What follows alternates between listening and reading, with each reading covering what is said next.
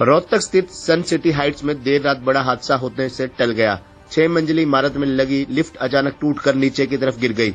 गनीमत रही कि फर्स्ट फ्लोर और ग्राउंड फ्लोर के बीच में ही लिफ्ट लॉक हो गई, जिसमें बैठे 14 लोगों की जान बच गई, जिनको मामूली चोटें आई हैं। सन सिटी में रहने वाले लोगों ने तत्काल फायर ब्रिगेड और पुलिस को सूचना देने पर मौके पर पहुंचे कर्मचारियों ने रेस्क्यू चलाया। 3 घंटे की मशक्कत के बाद दीवार तोड़कर लिफ्ट में फंसे हुए लोगों को बाहर निकाला गया।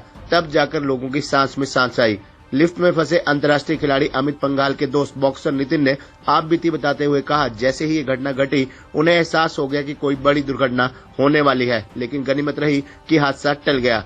लिफ्ट में फंसे कई लोगों को ज्यादा देर तक रहने के कारण हालत उनकी बिगड़ने लगी थी, लेकिन कई लोगों के साथ होने के कारण आपस में सभी लोग सांत्वना देते रहे। बहरहाल दुर्घटना के कारणों का भी पता नहीं चल पाया है, लेकिन इतना जरूर है कि भविष्य में इस तरह की घटना न घटे, इसके लिए प्रशासन ने सन सिटी के अधिकारियों को आगाह किया है।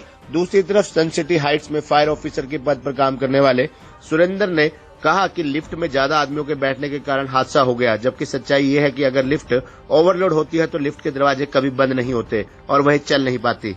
आज से ये हुआ कि कल इवनिंग में मुझे अप्रोक्स 7 बजे के अराउंड इन्फॉर्मेशन मिली कि लिफ्ट में कोई बंदे फंस गए हैं। तो अराउंड 15-20 मिनट के बाद हम साइट पे पहुंचे, तो उससे इन बिटवीन हमारा जो लिफ्ट टेक्नीशियन था वो अवेलेबल था, वो लगा हुआ था। फॉल्ट ये था कि बंदे इसमें ओवरलोड कैपेसिटी की वजह से उसमें जो इमरजेंसी ब्रेक थे वो अप्लाई हुए थे। तो हमने इलेक्ट्रॉनिकली और मैकेनिकली दोनों तरफ एफर्ट लगाया। जो हमारा लिफ्ट का OEM है उससे भी बात करी और सब बंदे एफर्ट लगा रहे थे।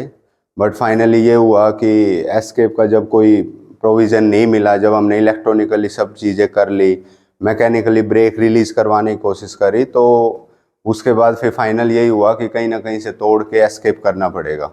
तो वो रेस्क्यू किया, उसमें टाइम लगा बिकॉज जो पहले हम कॉन्फ्रेंस के थ्रू OEM से टच में थे, टेक्निकल जो बंदा अवेलेबल था उसने भी फुल ट्राई की, बट जो ओवरलोड कैपेसिटी की वजह से दिक्कत हुई तो वो सेफ्टी फीचर ही एक एप्लीकेबल हुआ।